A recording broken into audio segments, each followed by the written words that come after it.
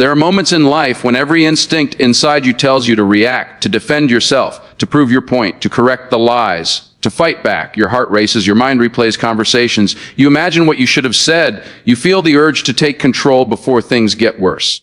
But sometimes the most powerful move you can make is no move at all. Sometimes the instruction is simple but difficult: don't do anything. Because this battle doesn't belong to you, it belongs to God. You see, not every attack requires your response. Not every accusation deserves your energy. Not every conflict needs your involvement. Some battles are distractions designed to drain you, derail you, and pull you out of alignment. And the moment you step into a fight that was never assigned to you, you lose focus on the mission that was. There is a difference between responsibility and reaction. Responsibility builds your future. Reaction often sabotages it. So when you try to fight every battle yourself, you operate from fear, fear of losing reputation, fear of losing control, fear of losing position. But when you step back and trust God to handle what you cannot control, you operate from faith. Faith says, I don't have to defend myself against every lie. Faith says, I don't have to respond to every insult. Faith says, if God opened the door, no person can close it. Right now, you may feel attacked, misunderstood, targeted. Maybe it's at work. Maybe it's in relationships. Maybe it's spiritual pressure that feels invisible but heavy.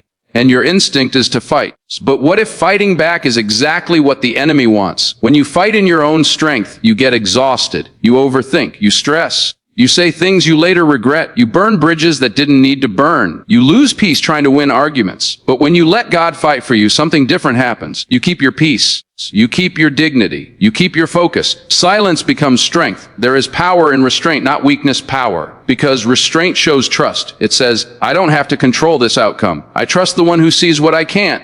God sees conversations you're not in. He sees intentions you don't know about. He sees plans forming behind closed doors. And if this battle truly belongs to him, then stepping in prematurely could actually interfere with divine strategy. Think about that. What if your silence is part of the plan? What if your calm response is exposing someone else's character? What if your refusal to engage is revealing who's really operating from insecurity? Sometimes the greatest victory is watching what tried to destroy you collapse on its own. You don't need to chase justice when you serve a just God. That doesn't mean you become passive in life. It doesn't mean you tolerate abuse.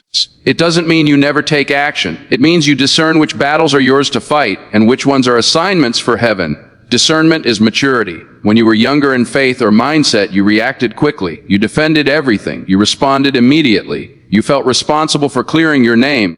But growth has taught you something powerful. Not every misunderstanding needs clarification. Sometimes time reveals truth better than arguments ever could. God specializes in exposure, in reversal, in vindication. While you're tempted to send that message, pause. While you're tempted to argue, breathe. While you're tempted to prove yourself, step back. Ask yourself, is this my fight? Because some battles are spiritual, and spiritual battles cannot be won with emotional weapons. If the opposition is rooted in jealousy, insecurity, or hidden motives, no amount of explanation will fix it. So you cannot reason with someone committed to misunderstanding you. You cannot convince someone determined to see you as the problem, and trying to will only exhaust you. Your energy is too valuable to waste on distractions. Right now, God may be teaching you the discipline of stillness. Stillness is not inactivity. It is controlled strength. It's a warrior who swings at everything wastes power. A wise warrior waits for the right moment. Sometimes, don't do anything doesn't mean do nothing at all. It means don't interfere. Continue building. Continue improving. Continue focusing on your assignment while God handles the resistance. Because resistance often appears when you are close to breakthrough. When you level up, opposition increases. Not because you're losing, but because you're advancing.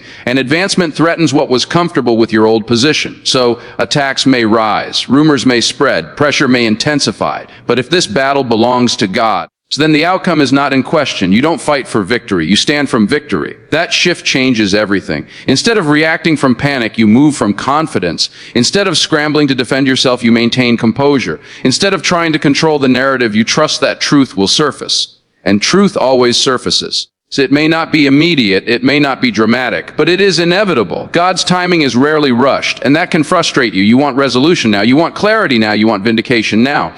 But immediate reaction rarely produces lasting victory. God works in layers, strategically, thoroughly. When he fights a battle, He doesn't just win the argument, he establishes order. And while he's working, your assignment is simple: stay disciplined, stay aligned, stay peaceful. Your peace is proof of trust. Imagine how powerful it is when people expect you to explode and you don't, when they expect you to crumble and you stand. When they expect retaliation and you remain calm. That unsettles opponents more than anger ever could.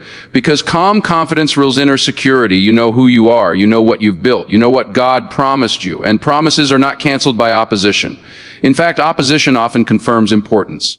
No one attacks what has no potential. So instead of panicking about resistance, recognize it as confirmation. You are moving in the right direction. You are stepping into something valuable. You are growing beyond environments that once contained you. And growth always creates friction. But friction doesn't mean failure. It means movement. Right now, your greatest strength may be restraint. You don't need to send a long explanation. You don't need to expose everyone involved. You don't need to defend yourself in every room. Because the rooms that matter will recognize your integrity without noise. God fights in ways you cannot see. He rearranges conversations. He shifts decisions. He changes perspectives. He closes mouths. He opens doors. And when he moves, it is decisive. The temptation to intervene will feel strong. Your pride will whisper, handle this. Your ego will say, don't let them get away with that. Your fear will suggest, if you don't act, you'll lose. But faith responds differently. Faith says, if I'm meant to have it, I can't lose it. That's freedom. When you trust that what is yours cannot be stolen, you stop operating from scarcity. You stop fighting for every inch. You stop reacting to every threat, because security replaces anxiety,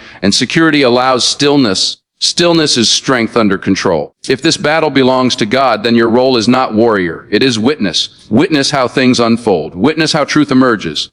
Witness how what was meant to harm you becomes irrelevant. You may not understand every detail right now, but you don't need to. Understanding is not required for trust, and trust is what activates divine interventions. Let others talk. Let others scheme. Let others misunderstand. You focus on growth, because while they're focused on you, you're focused on elevation, and elevation is louder than arguments. When this season passes, and you will look back and realize something powerful: your silence protected your future.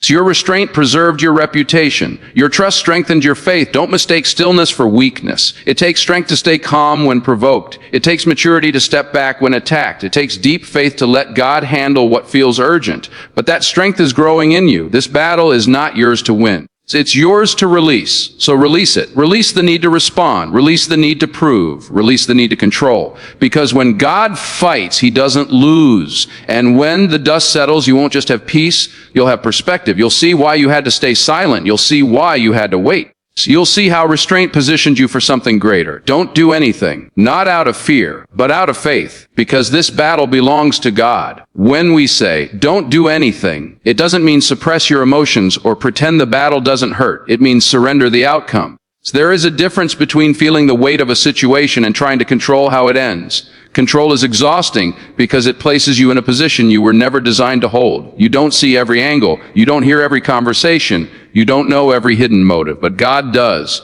And when you insist on stepping in, you often respond based on partial information, wounded pride, or temporary emotion. Surrendering the battle means trusting that justice does not depend on your speed, your explanation, or your retaliation. It means believing that what is truly aligned for you cannot be stolen by gossip, opposition, or manipulation. When you release the outcome, you free yourself from anxiety. You stop rehearsing arguments in your mind. You stop obsessing over what people think. You stop trying to micromanage perception. And in that release, something powerful happens. Your energy shifts back to growth.